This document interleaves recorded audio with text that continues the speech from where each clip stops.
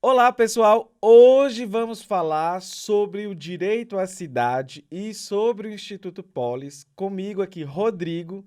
Mas antes, vocês já conhecem, aguarde a vinheta. Doutora Drag!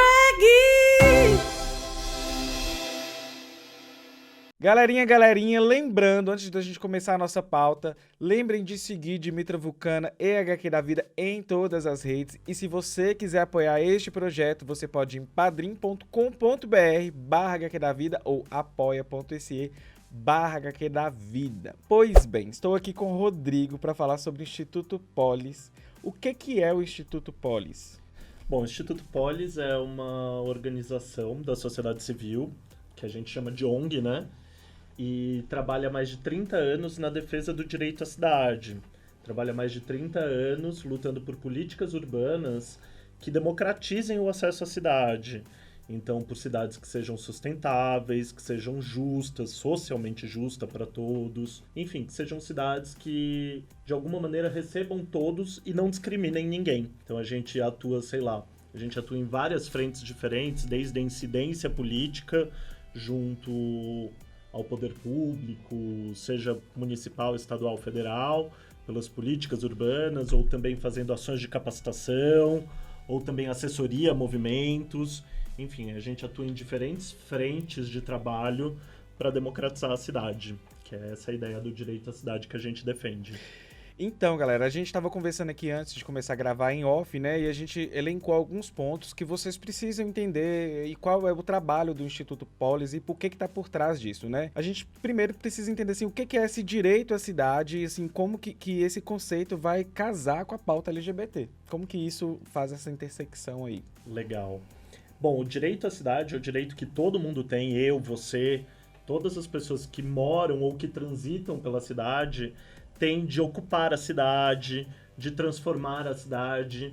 Ele parte um pouco da premissa que quem constrói a cidade? Às vezes a gente acha que é só o poder público que faz o asfalto, que faz a infraestrutura, ou que são as construtoras, né, que constroem os prédios, etc.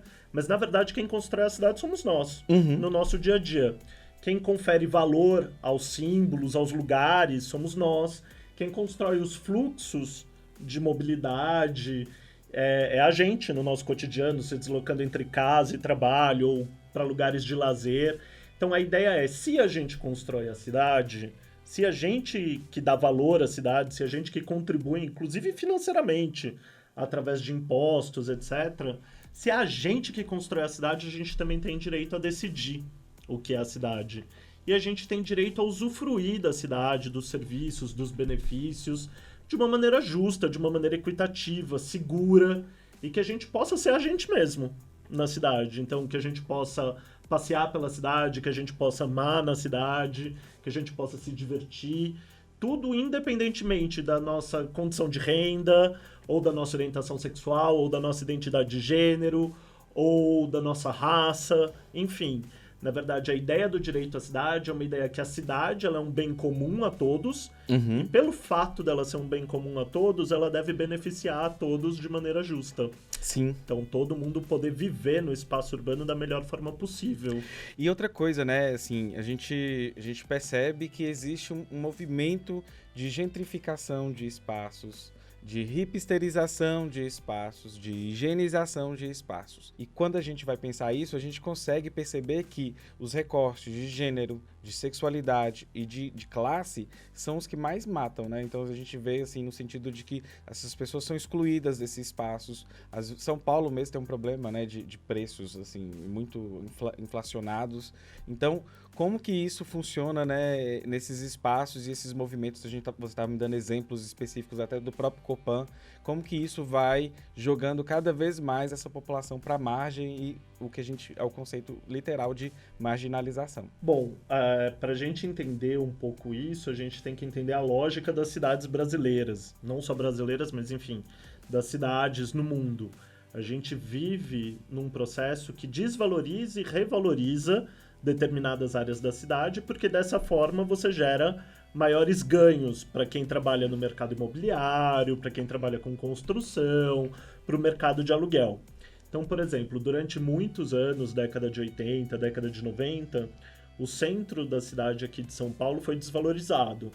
Era visto como um lugar que estava muito perigoso, que era sujo, que era feio, e que o bonito era ir morar nos condomínios fechados que tinham, que estavam saindo, se espraiando em lugares um pouco mais longe do centro de São Paulo. Com essa desvalorização, muita gente acabou focando nesses outros lugares e deixando aquele espaço que é totalmente infraestruturado decaído. Uhum. Então, o que acontece? Com o valor baixo, muitas pessoas tinham acesso àquele território, pessoas de baixa renda, ou pessoas que vivem uma situação de vulnerabilidade social e, por isso, têm menos grana. E aí, com o tempo, essas pessoas conseguiam se instalar em alguns imóveis ali, por exemplo, no entorno do Minhocão, ou ali perto da Praça da República, etc. Só que na última década, dos anos 2000 para cá principalmente, a gente viu um movimento de reocupação e revalorização, valorização imobiliária desse espaço da cidade. E com isso, o que acontece? Acontece um movimento de você expulsar essa galera dali. Porque junto com a entrada de pessoas e de um extrato de renda um pouco mais alto, vão surgindo também serviços, vão surgindo bares, baladas, vão surgindo, barbeiros mais caros, tipo onde eu fiz minha barba hoje de manhã. Então, vão surgindo esses espaços que só tem acesso quem pode pagar por isso. E esses espaços, muitas vezes, eles também têm uma gestão do território ali em volta que exclui. Então, a gente estava até falando isso agora há pouco. Não é só o bar, mas é também o garçom do bar, que quando chega um morador de rua, só para pedir, ou alguém que vem conversar com você que está na calçada, o garçom já chega e afasta. Então, tudo aquilo acaba gerando uma dinâmica que começa a fazer um processo de higienização social. E aí os preços do aluguel sobem, e aí se instalam mais serviços voltados a uma classe média alta, e isso é um processo que vai se acelerando, e aí o que acontece? Pessoas em situação de rua são expulsas da calçada, porque na frente do restaurante não pode famoso ter, né? como uma Casa do Porco da vida, ou como outros restaurantes que estão se instalando ali, não pode ter uma pessoa em situação de rua. Ou quando você tem à noite um espaço que era predominantemente de pessoas trans ali pela noite, acaba não sendo mais assim, porque você também tem outras baladas e outros serviços que estão sendo instalados ali que não querem conviver com esse tipo de gente. Então, com isso, você acaba gerando um processo novo de gestão do território que acaba excluindo e violando o direito à cidade de muita gente. E isso é um processo que aqui no centro de São Paulo está acontecendo bastante, mas em vários outros lugares da cidade. Não só vários outros lugares da cidade de São Paulo, mas vários outros lugares das cidades brasileiras isso está acontecendo. E aí esse é também um dos pontos que a gente no Instituto Polis a gente se preocupa. Então, quando a gente pensa, por exemplo, a nossa atuação na temática LGBT, que tem sido mais forte nesses últimos tempos, a gente tem uma preocupação, por exemplo, com a sobrevivência e com a consolidação de um espaço como o Largo do Aroche, como um espaço de vivência, de cultura LGBT, que historicamente teve, mas que está ameaçado por esse mesmo processo de gentrificação. Então, por conta disso, por exemplo, a gente está trabalhando com um coletivo que são os arochianos. E aí, junto com esse coletivo que ocupa ali a praça de final de semana, com várias atividades, desde a Gaymada, que é maravilhosa. Nossa, perfeito. A Gaymada, para mim, acho que foi um marco, inclusive. É maravilhosa. E aí é uma forma de ocupar o espaço que dá vida àquele espaço, que confere sentido a um espaço público como aquele. Só que está ameaçado por esse processo também. Porque se instalam pessoas ali nos arredores que não gostam tanto de conviver com a diversidade e começa conflitos entre os vizinhos e quem ocupa a praça. Então, por isso, a gente está trabalhando com eles um projeto de um plano popular ali para o Largo do Aroche, de como a gente tenta consolidar de alguma maneira esse uso que é histórico ali. E aí preservar esse espaço como um espaço LGBT no centro de São Paulo. E aí então a gente está trabalhando formas e mecanismos, pensando junto mecanismos de consolidação dessa ocupação LGBT. E você falando dessa questão de ocupar, nós estamos passando por um processo de conservadorismo, ele está avançando, é um ultraconservadorismo, e também se conecta com a pauta ultraliberal, porque aí a gente tem a lógica mercadológica funcionando e direcionando as vidas de pessoas, foda-se recorte de classe, de gênero e sexualidade. Você também falou pra gente sobre um parecer jurídico que é relacionado para as defesas de manifestações. Eu só vou abrir um parêntese aqui, porque, por exemplo, quando a gente vê a gente tentando se manifestar e tudo mais, as pessoas da direita criticam e falam assim, olha, é um bando de petista e tudo mais. Gente, não é isso. Inclusive, esses problemas de manifestações, eles se finalizaram, assim, concretizaram e ficaram mais piores, no caso, no próprio governo da Dilma. Então, assim, a gente saber tecer críticas à esquerda, as críticas que a gente faz dentro da esquerda e aí a esquerda, elas são necessárias, é uma autocrítica que a gente faz de todo o processo que ocorre e um combate a esse conservadorismo tacanho de direita. Então, essas questões das manifestações é o brinde que deixaram pra gente e que nunca pensaram que um governo ultraconservador e ultraliberal vai fazer um uso maravilhoso, não no sentido maravilhoso, para eles é maravilhoso, né?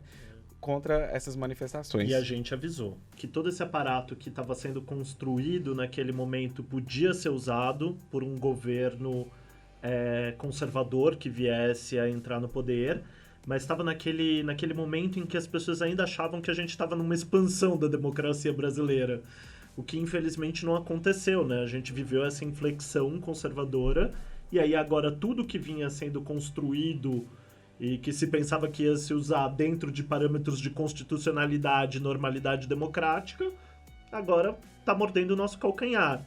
Então, por conta disso, por exemplo, é que a gente está promovendo, tentando construir esse parecer jurídico e esse manual para a gente exemplificar e dar embasamento legal para as organizações e para os movimentos poderem fazer manifestações nas ruas, porque o que a gente tem visto é um conservadorismo que tem criminalizado as manifestações políticas.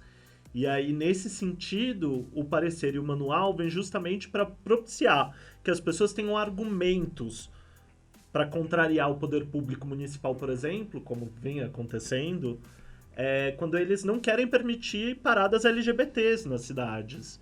A prefeitura não tem o poder discricionário para dizer o que pode e o que não pode se manifestar. Uhum. E nem pode criar barreiras burocráticas a isso. Isso é inconstitucional.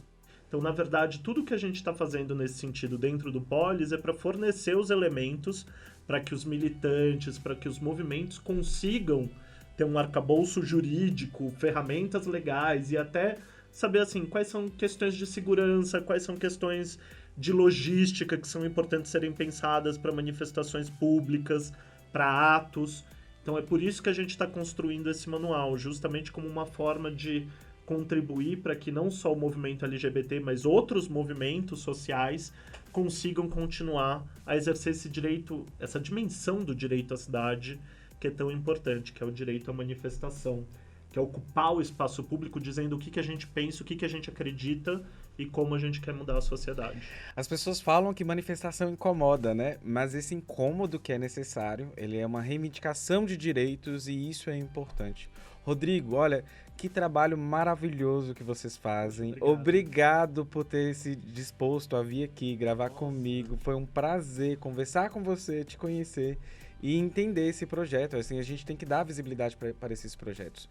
Você quer deixar aí redes sociais, algum site do projeto? Também é interessante para as pessoas. Quem puder, procura a gente no Instituto Polis. A gente tem Facebook, Instagram, a gente tem Twitter.